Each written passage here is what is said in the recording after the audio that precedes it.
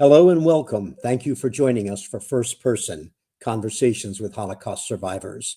I'm Bill Benson, and I've hosted First Person for the past 25 years. Each month, we bring you firsthand accounts of survival during the Holocaust.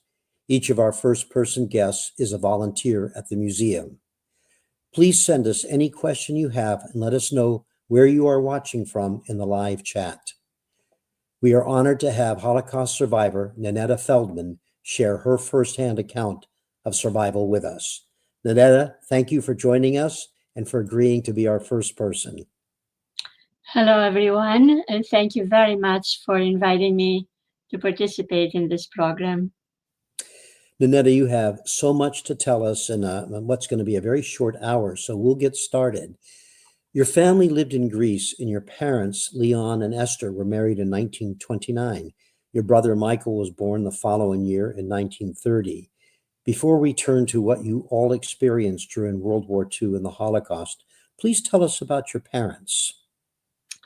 Yes, my parents, Leon and Esther, were married in 1929.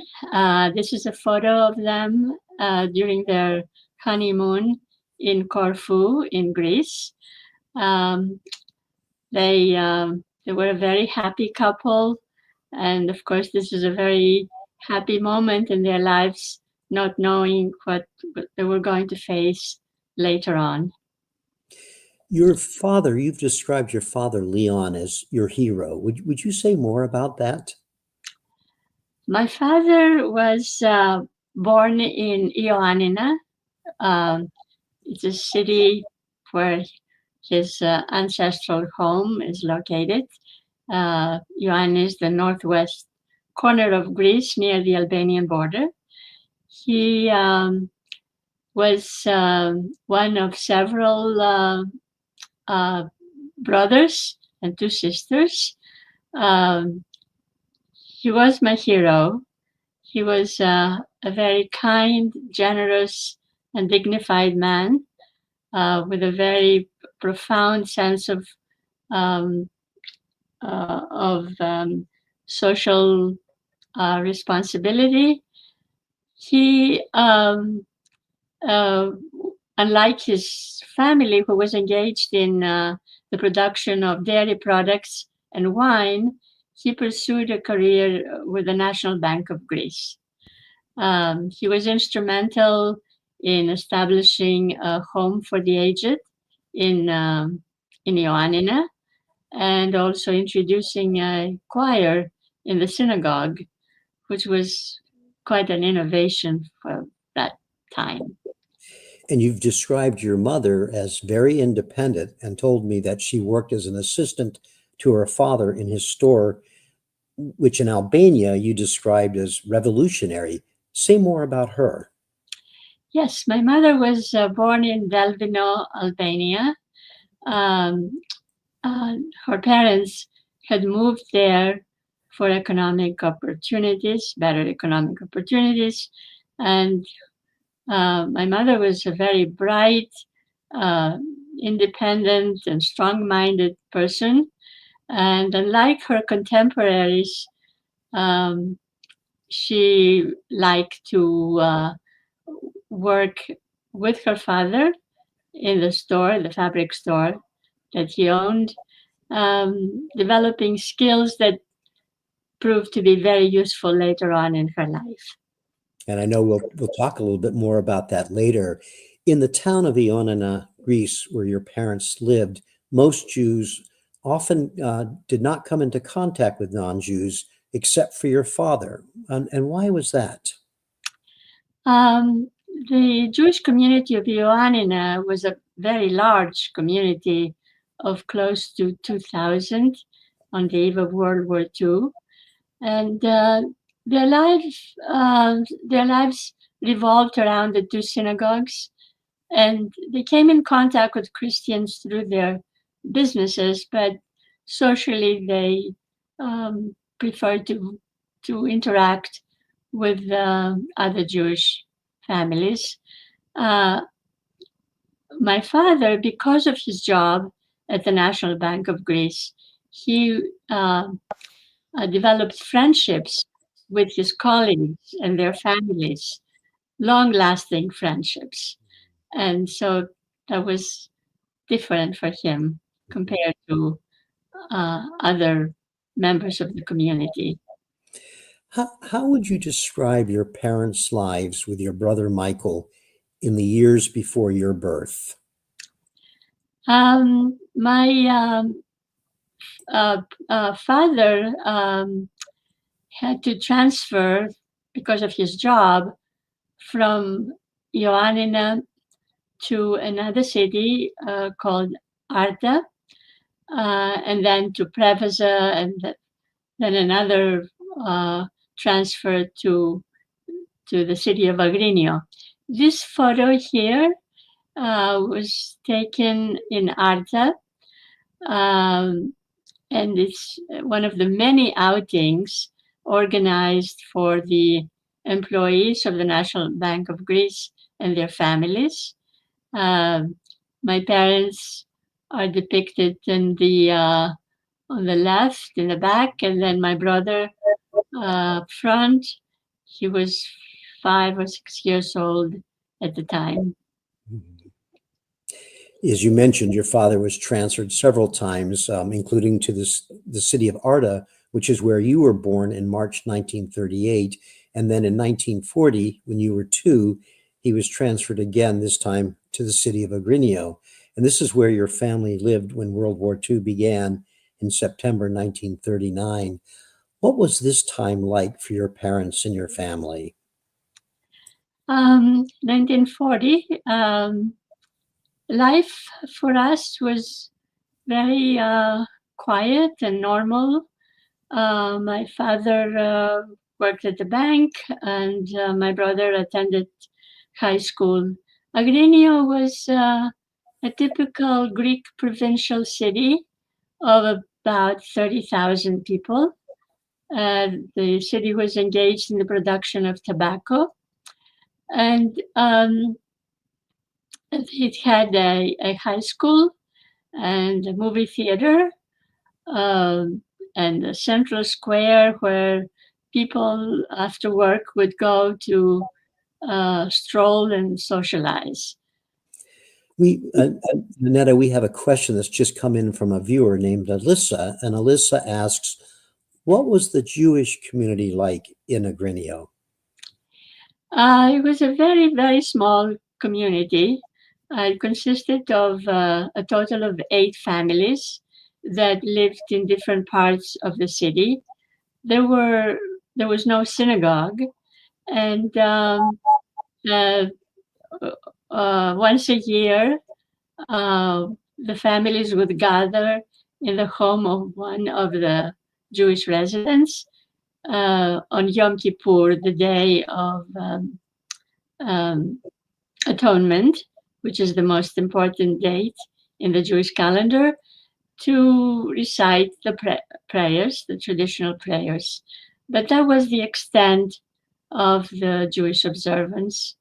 The families really kept to themselves.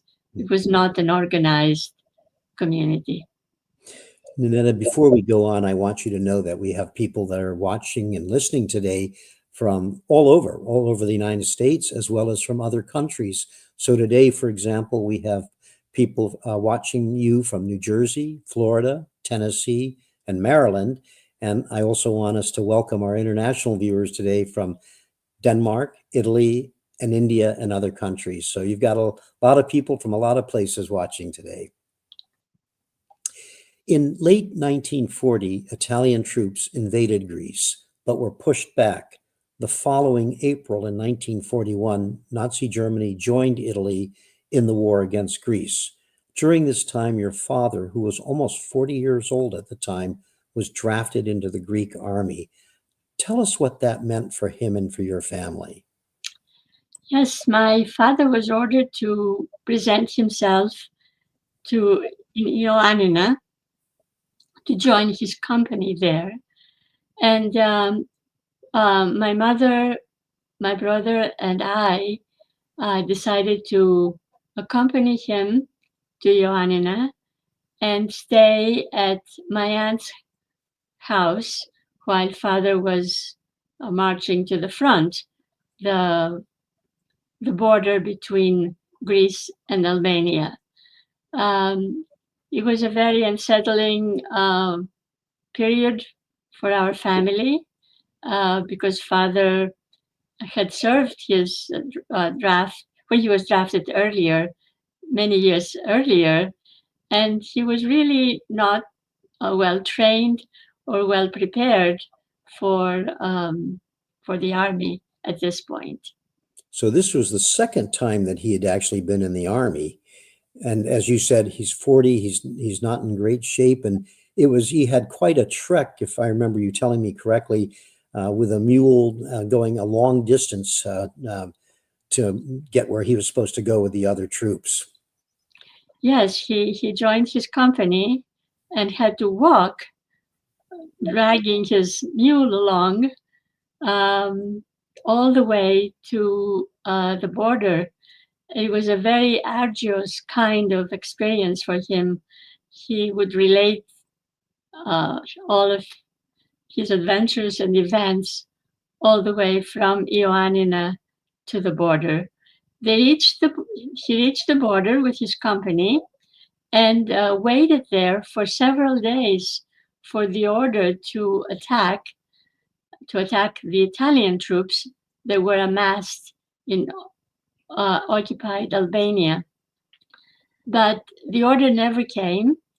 The Greek government realized that they were going to face an overwhelming power of Germans and Italian troops, and they allowed the German and Italian troops to enter and occupy the country. And while your father was waiting, not knowing what was going to happen, of course, and during that time, what did you and your mother and your brother do during that time? Yeah, during that period, my mother, my brother, and I were staying with our aunt, but there were sirens going on during the day and at night because there were Italian planes flying over the city of Ioannina, bombing military installations outside the city. But the civilians had to rush into shelters. And so my aunt lived very close to this fortress. It was a medieval fortress that had been reinforced by the Turks who occupied Greece for 500 years. And I remember this very vividly, rushing into this shelter and spending hours waiting for something to happen. Fortunately, nothing bad happened during those periods when we had to rush to the shelter. And then when your father was demobilized and came home, what happened once he came back? Well, he was demobilized and we returned to Agrinio.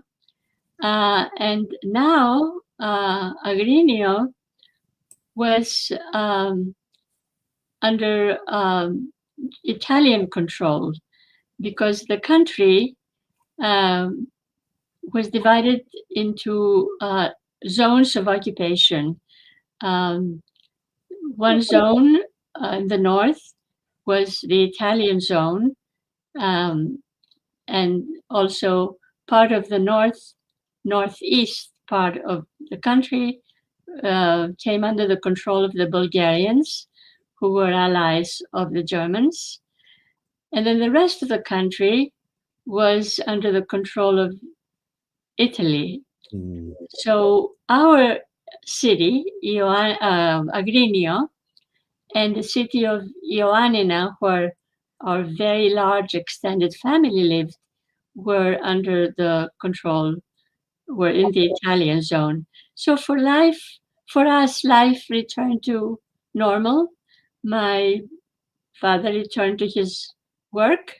My brother uh, returned to his high school, and life for us was fairly uneventful. One of the things that you said to me, that despite it being fairly uneventful and a sense of normalcy again, that food did become very scarce. How did your family manage to be able to make sure um, they were able to feed themselves? Yes, the lack of food was a real challenge for most people, particularly those who lived in the cities, and really acute in Athens, the capital of Greece, where we heard people dying of starvation in Athens. But for us, we, the problem, there was really no food issue, um, because the bank had uh, stored food supplies for its employees. What happened, the Italians had purchased large amounts of food to feed their troops, and letting the Greek people suffer uh, hunger and, in some cases, starvation. And I think you shared with me that it was particularly acute in the city of Athens. Yes. Yeah. During this time that you just described, Ninetta, your mother took you to neighboring Albania, where she was from originally. Tell us what you can about that trip to visit your mother's family. In 1940, uh, my mother decided to go to Albania to visit her parents and her brother, who lived there with his family. And this is a photo of me in a plaid coat with my first cousins. The girl standing behind me, Graziella, and the little girl in the white coat, the daughters of my uncle Shemo, my mother's brother. And the fourth girl, Grazia, she lived in Ioannina, but had come to Albania to visit her grandparents and her cousins. Um, of the four girls, uh, Graziella and her sister Annie survived in Albania, where they lived. The Jews of Albania were not deported. Sadly, Grazia, the girl from Ioannina, 2 years later would be arrested with her entire family, deported to Auschwitz, and murdered there. Thanks for telling us about that, Ninetta. You were reasonably safe under the Italians, but that conditions were far more brutal in the German occupied zone. Tell us what was happening in the German occupied zone. Communication was not as easy as and instantaneous as it is today. However, we heard that in 1942, in July 1942, uh, the males in Salonika, which, by the way, was by far the largest Jewish community of close to 56,000. The males between the ages of 18 and 42 were ordered to present themselves at a central square called Liberty Square in order to register for work. What actually happened, once 9,000 assembled there, they were subjected to ridicule and humiliation and forced to uh, perform ridiculous exercises under the threat of being shot by the German uh, soldiers. Um, and later on, 2,000 of these men were sent to uh, uh, malaria-infested places to construct roads. Many of them, unfortunately, died there because of disease, malnutrition, and general hardships.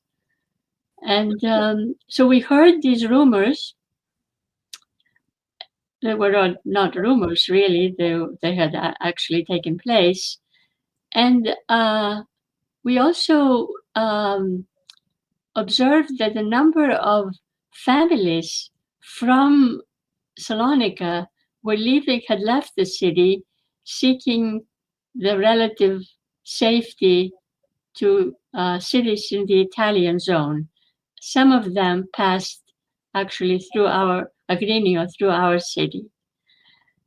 And then later on, the following year, 1943, we heard worse news about the Jews of Salonika.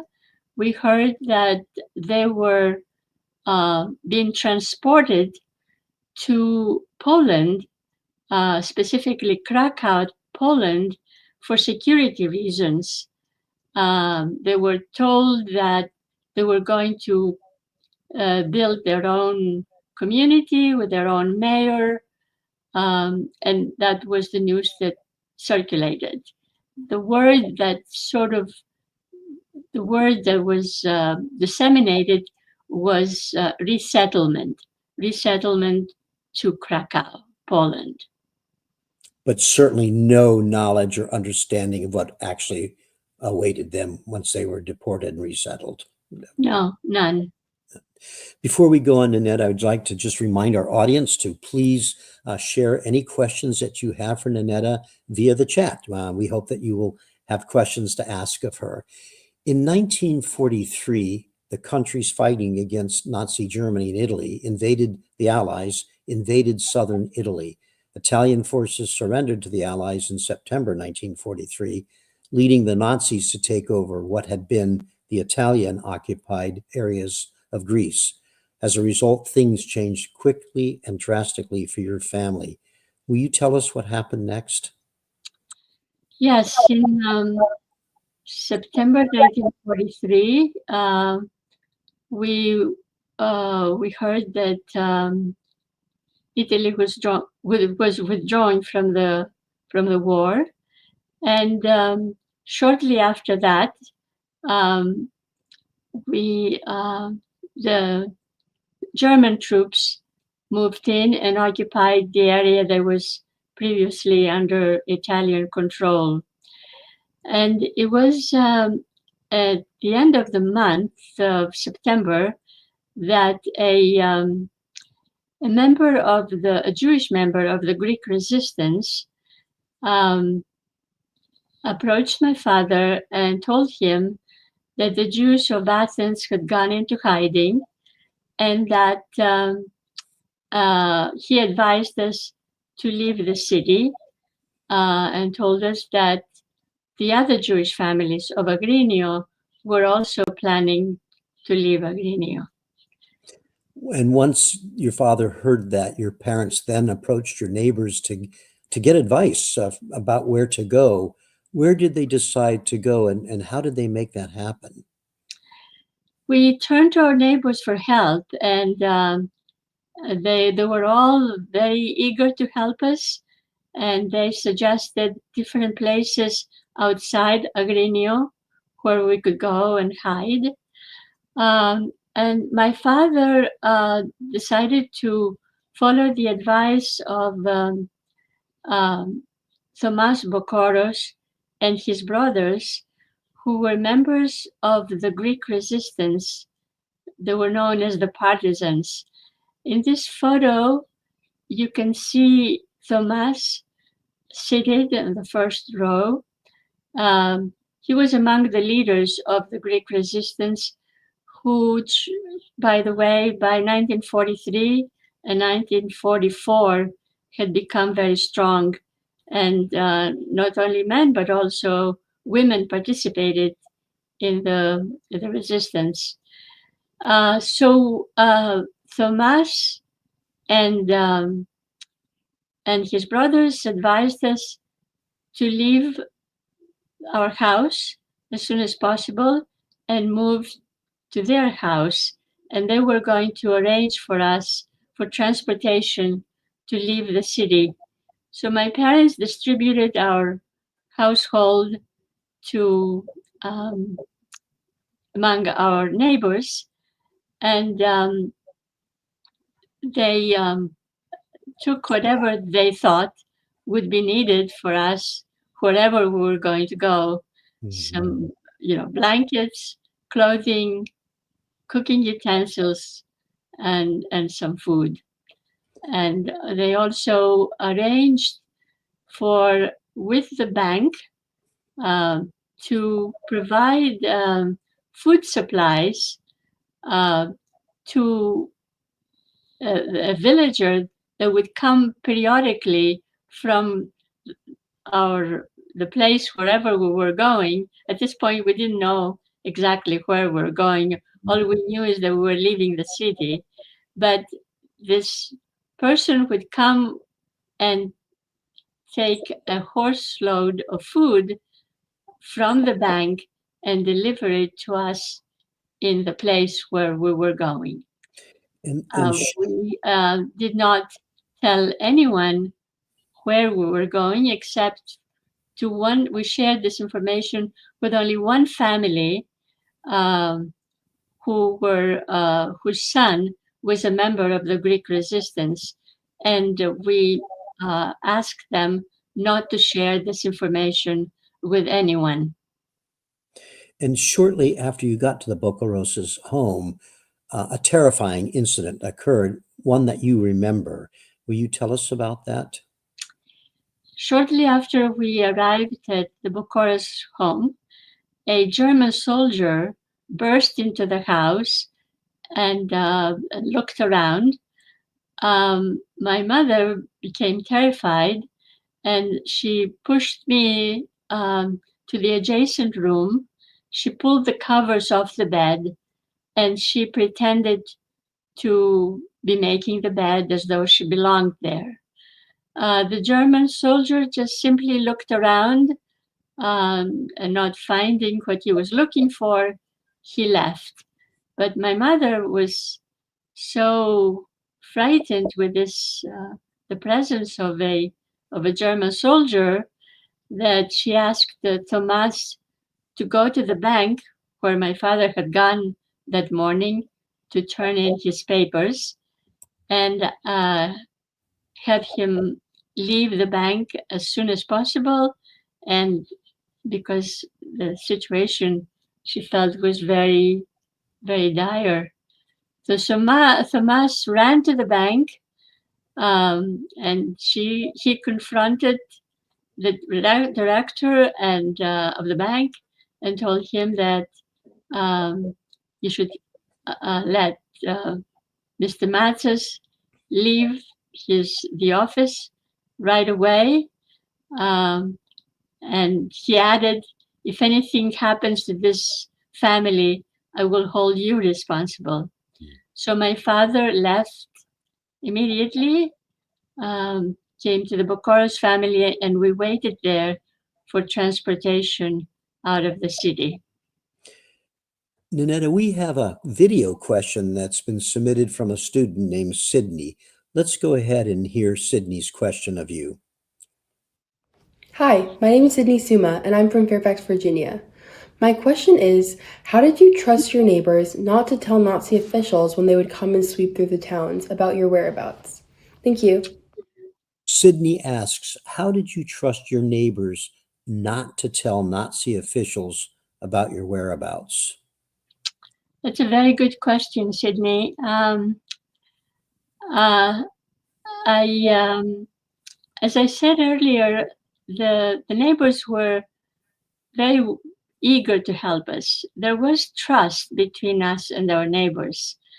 But we realized that at this point, it would be safer if we did not tell them where we were going, except to share this information with only one family whose son was a member of the Greek resistance. So we were cautious not to share this information with anyone. All they knew, our neighbors, is that we were leaving the city, but not knowing exactly where we were going. Ninetta, it's October 1943, and you're 5 years old. With the help of the Greek resistance, your family is now on your way to a mountain village with 300 residents. What can you tell us about the trip to this village and what happened once you got there? The Bucharest brothers were able to find transportation for us, a taxi that was going out of the city to nearby Spa. And so we rode in the taxi up to a certain point where the road was paved, up to a village named Huni. And at that point, we had to leave the taxi and use 2 horses and a donkey to reach the village that the Bucharest brothers had recommended for us to go to. And if I remember right, your father and your brother walked, and you and your mom had to, and you had to make like a little nest on one of the horses so that you could stay on it. And it was an arduous climb that you were taking. It was, but for me as a child, being 5 years old, it was a great adventure, riding on a horse for the first time in my life. And the trip from Huni to the village where we ended up was a very pleasant experience for me as a child. I have very fond memories of that trip on the horse. The joy of being a child while your parents are, of course, just utterly terrified, I'm sure.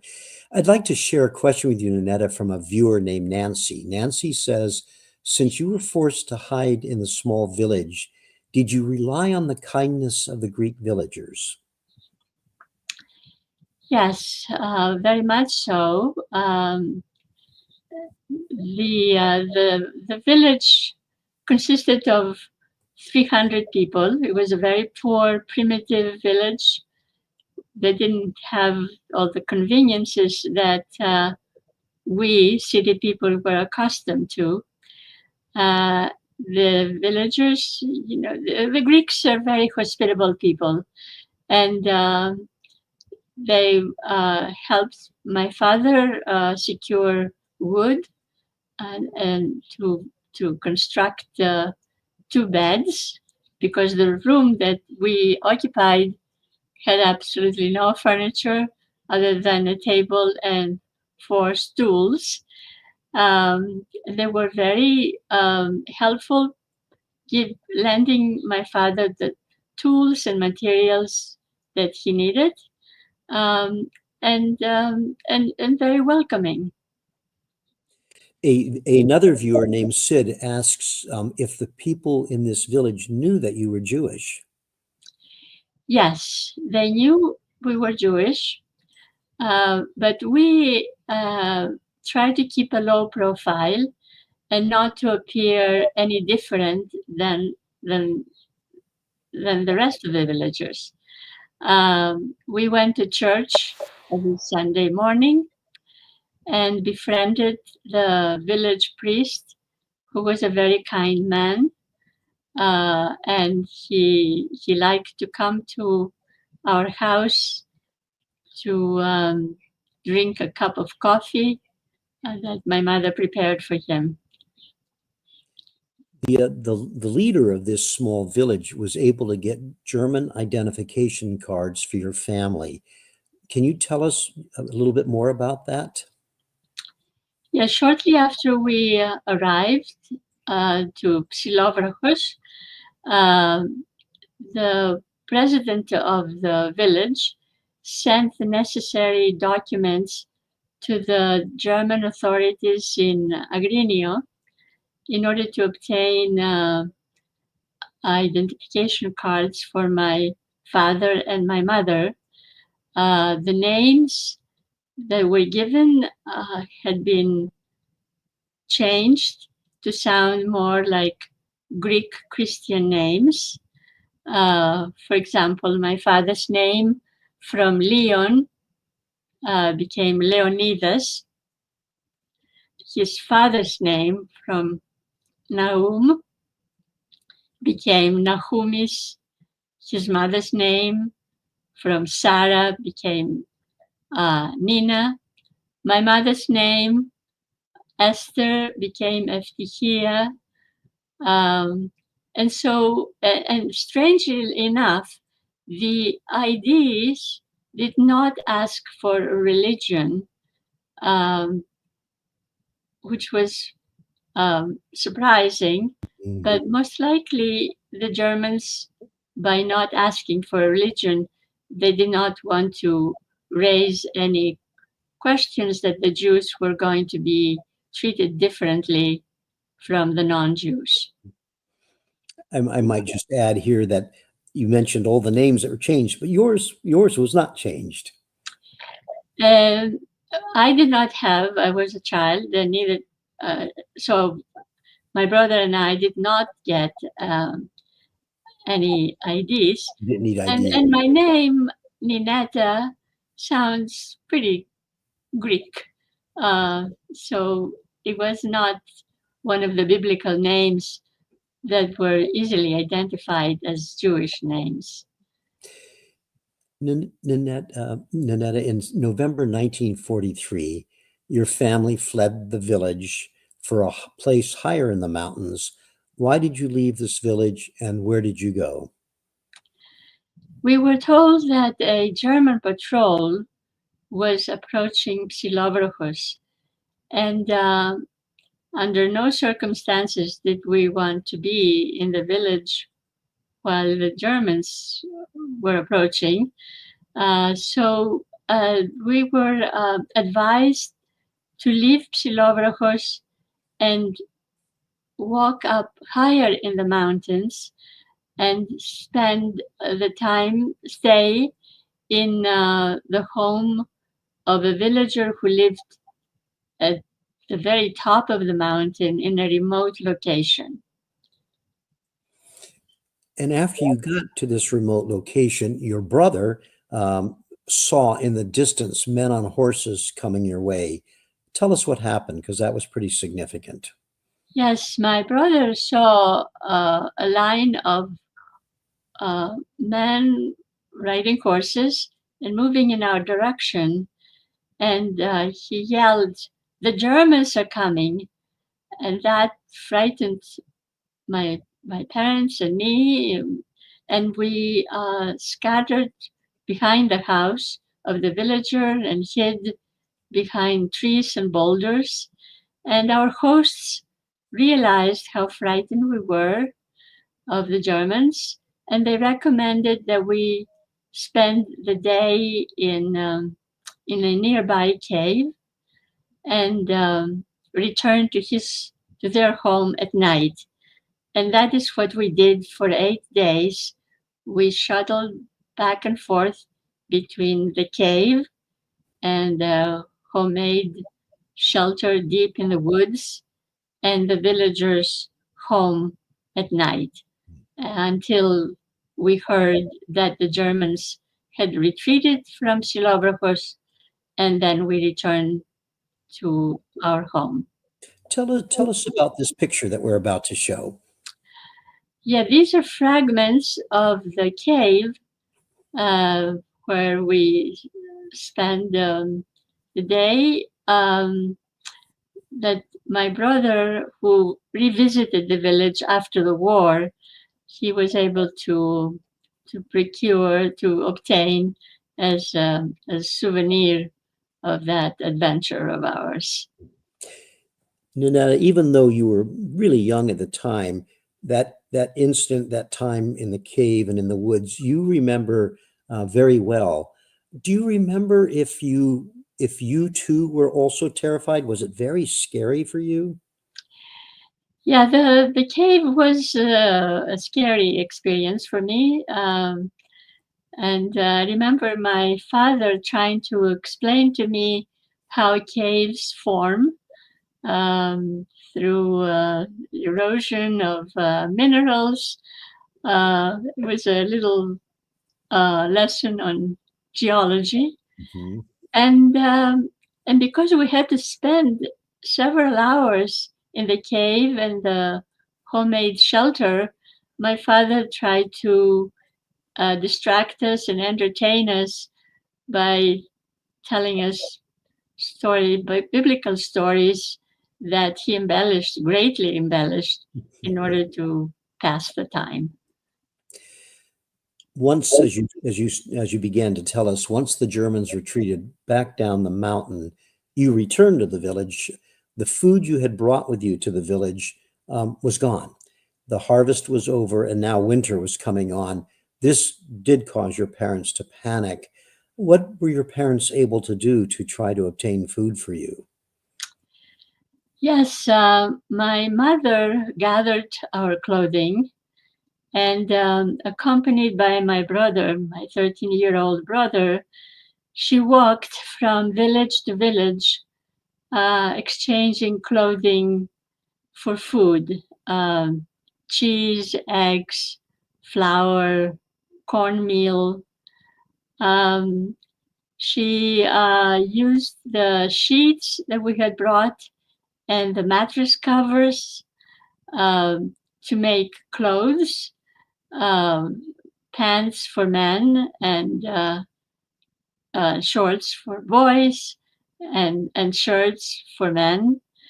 And with this, she knitted dresses for women who were well-off women in the village, and she spread the word that she was a seamstress, and she worked very hard making clothes and exchanging them for food. And this is where, as you mentioned at the outset of our program, your mother had learned these skills, earlier in her life, and they would pay off. And this is when they really were paying off. That enabled you to get the food that the family needed. As spring approached, your mother insisted on returning to Agrinio to get food that was stored at your father's bank, that they'd stored for employees. Your father was adamant that she not take that extreme risk, but she did, traveling around 30 miles to get there. Tell us about that. Yes, in the spring of 1944, our food situation had worsened tremendously. And desperate for food, my mother joined a group of villagers going to Agrinio. And her plan was to send someone with a horse to get food from stored in the bank. But when she approached the outskirts of the city, she was recognized by a friend who stopped her and told her, "Where are you going?" And my mother said, "I'm going to Agrinio. We're desperate for food." She said, "You should be as far away as you possibly can. You don't know, but your people," meaning the Jews of Ioannina and two nearby cities, Arta and Preveza, "have been arrested. The Jews of Arta and Preveza are housed in the tobacco warehouses of Agrinio, and the Jews of Ioannina have been taken to an unknown destination." And this is the moment when my mother actually learns that our relatives, our very large extended family of Ioannina, had been arrested. So she walks back to the village bearing all alone the horrible news. And not just the horrible news, she came back really without any food at all, right?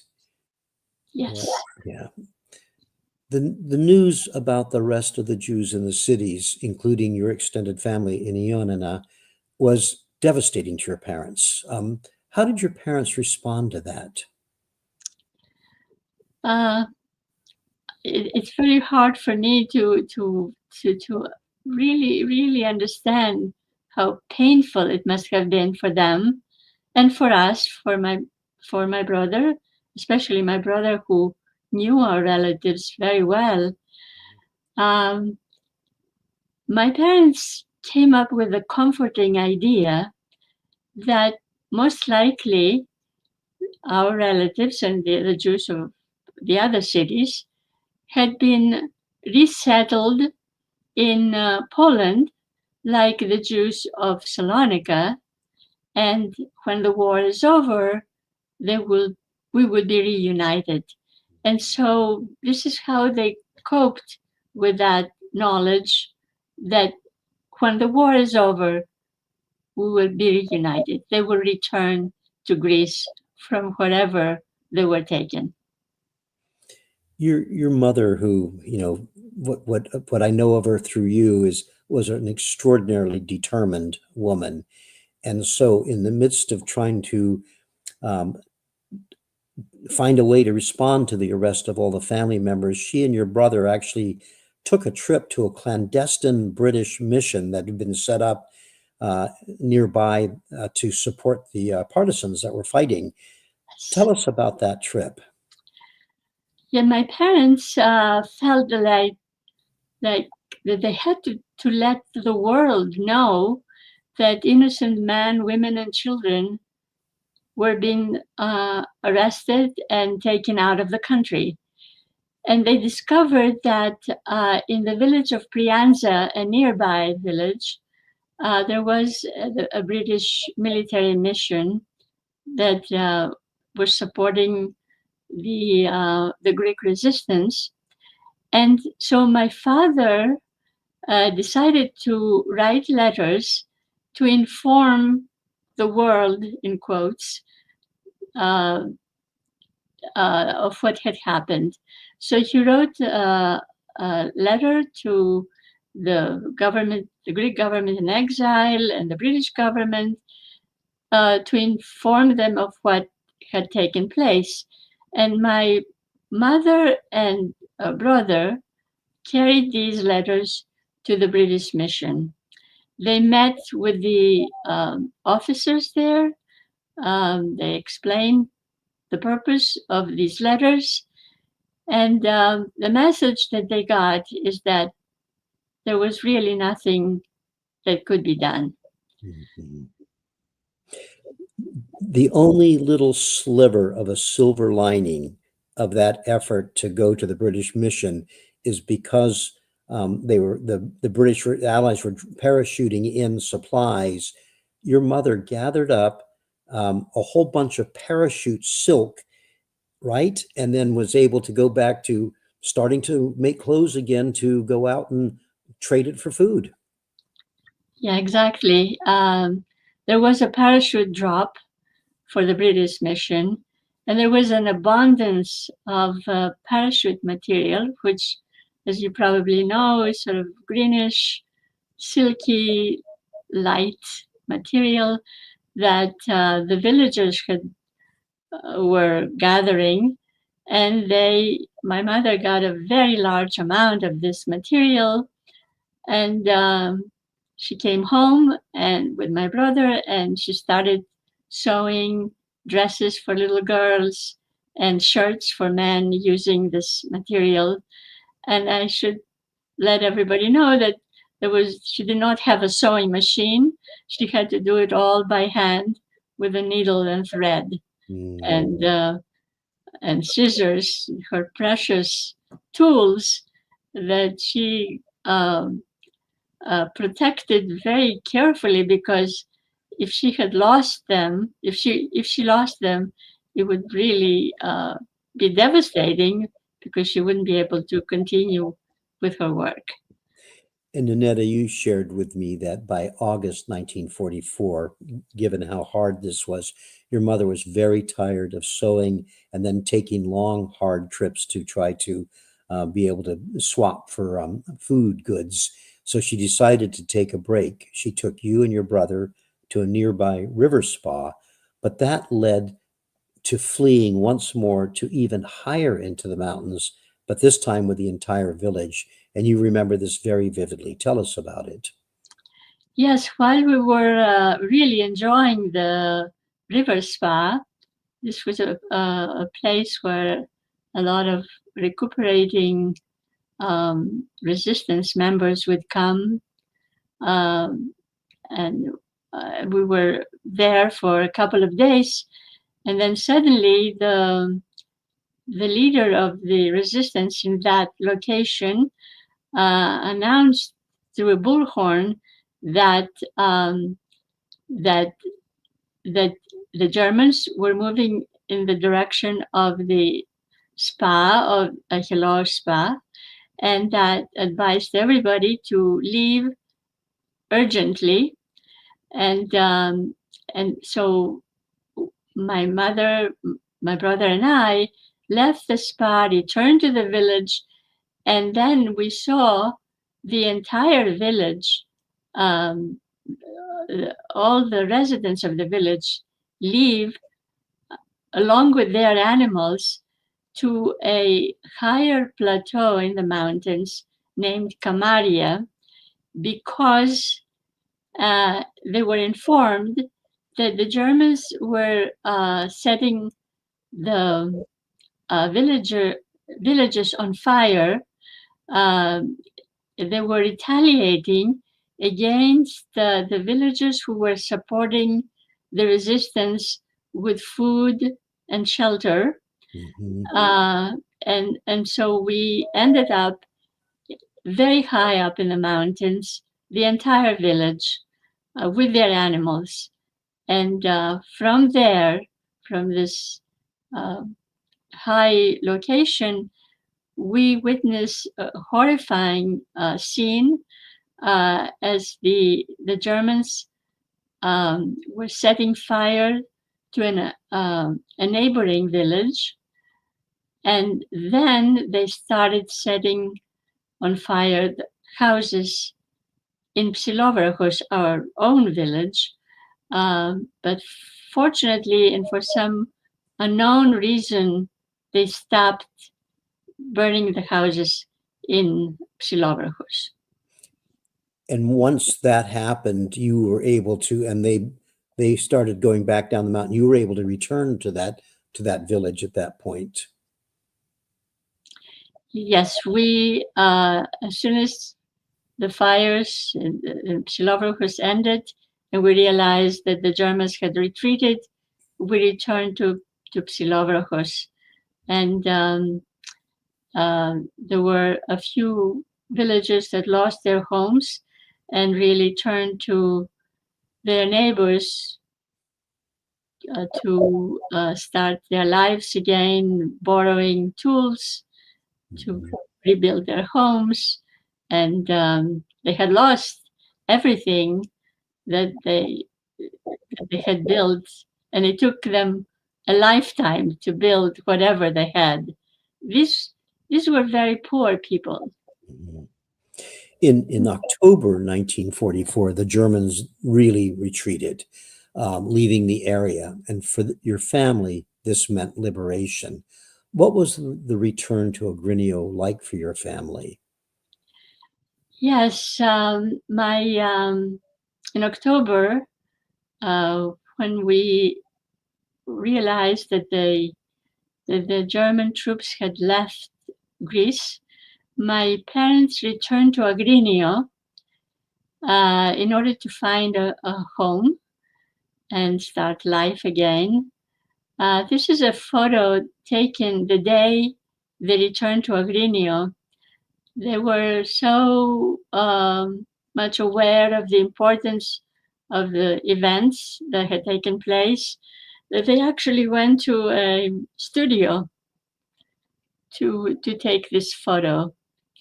So my once they found a place for us to live, because the owner of the previous apartment had returned and occupied the apartment we were living in before the war, then they came back and took my brother and me, and we returned to Agrinio, and life for us returned to normal. My father went back to work, the bank.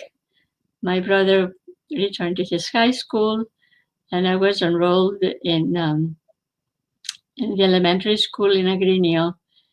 And for us, ostensibly, the life returned to normal, except for the question of what happened to our relatives. Because the war, even though it ended in Greece in October 1944, it continued to rage in the rest of Europe until the spring of 1945, when the war came to an end.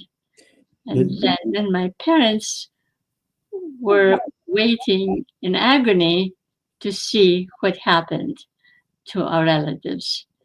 So shortly after we returned from Psilovrachos, a number of partisans, Jewish partisans that had joined the resistance, returned to Agrinio.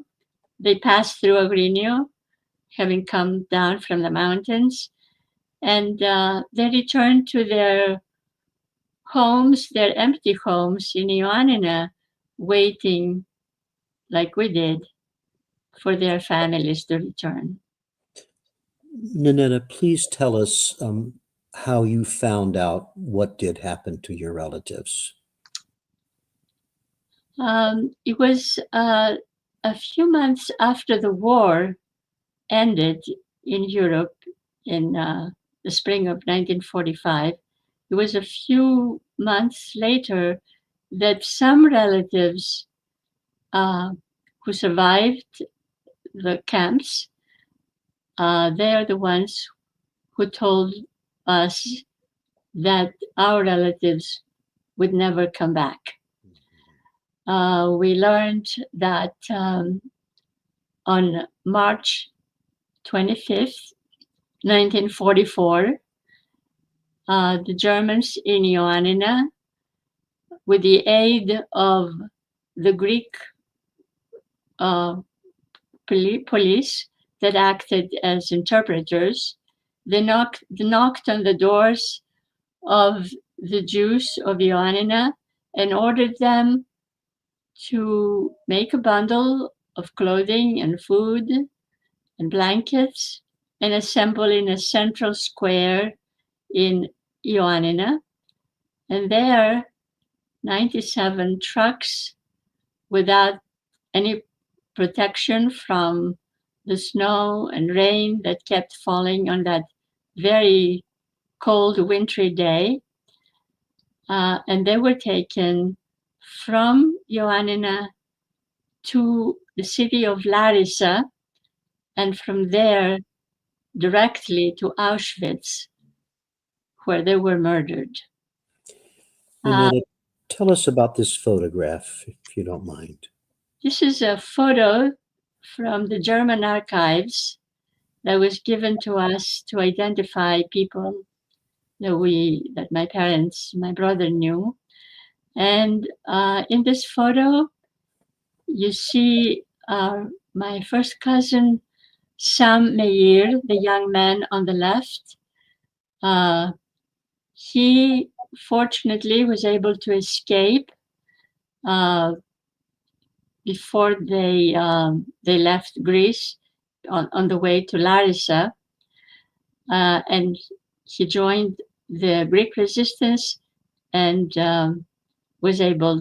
he survived. The second man wearing a hat, that's my uncle, the husband of my mother's sister, Eftichia. His name is Dr. Nisim Samuel. He was a dentist, and unfortunately, he did not survive. He was murdered along with his wife, who was expecting a child, and their two lovely little girls. And the third man that we identified as Uncle Eliasaph, he's the brother of my grandfather. He also was murdered in Auschwitz. And Ninetta, I believe that your father estimated that you lost 126 family members that were murdered. Yes, we lost 126 family members, among them my grandparents, aunts, uncles, cousins, and many others, because in Ioannina, at that time, families were very large. So the loss was enormous. I want to note that, as incredible as it seems, all 8 Jewish families in Agrinio survived, but this did not happen for many Jewish communities in Greece. In the little time we have left, will you just tell us a little bit about that? You're right. All Jewish families in Agrinio, all 8 Jewish families survived, and that was really unique. The losses suffered by the Jews of Greece during World War II are really enormous. It is estimated that 86% of the Jewish population of Greece perished during the war. Out of a total of 77,000, only 10,000 survived. Hmm. And that was extremely tragic, but particularly tragic because in Greece, there were ways for the Jews to survive. They didn't have to wait for a visa to go to whichever country was willing to accept them, which was the case in most European countries. In Greece is a very mountainous country, and the mountains were free territory defended by the Greek resistance. Had the Jews of Greece known what was awaiting them, they would have taken action by fleeing to the mountains, like my family and all the other families in Agrinio and other families in other cities had fled to the mountains. Unfortunately, the Jews of Greece had been kept in the dark. They did not know much about the atrocities taking place in European countries outside of Greece. They did not know about the death camps. They did not know anything about the so-called final solution of the Jewish question, the annihilation of the Jews of Europe. And they the question is, why were they kept in the dark?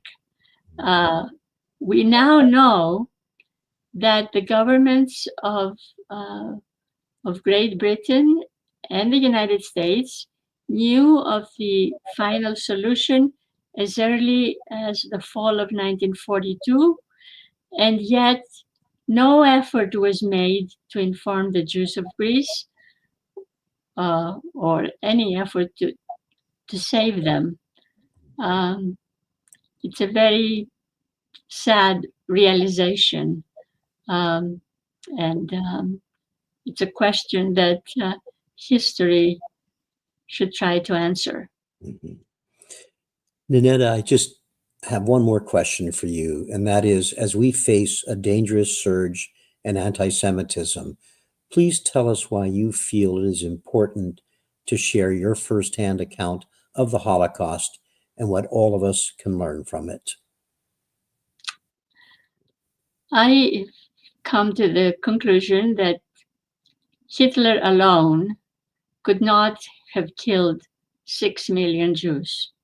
He's not the only one responsible for the deaths of innocent men, women, and children. Hundreds of thousands of people are responsible. They're responsible for their blind obedience to their leader and their profound hatred of the Jewish people. We need to be alert. We need to be recognize evil before it is too late. And the stories of the survivors are a warning to the world of what can happen when hatred and evil is left without any control. Ninetta, thank you so much for those final words today, but also for everything you've shared with us over this past hour. I know that everybody watching, one person said, in particular, I never knew the story about what happened to Jews in Greece. So it's just so important that you do this. We are so grateful to you for doing it. And I hope that there are many more presentations ahead to ever larger audiences who need to hear everything you have to say to us. Thank you for being our first person. And thank you for giving me the opportunity to share my personal story, but most importantly, the story of the Holocaust in Greece. Thank you very much. I'd like to take a moment to thank our donor. First Person is made possible through the generous support of the Lewis Franklin Smith Foundation. And I'd also like to invite you all to join us again for our next First Person program in June. Thank you so much for being with us today and spending this time with Ninetta Feldman.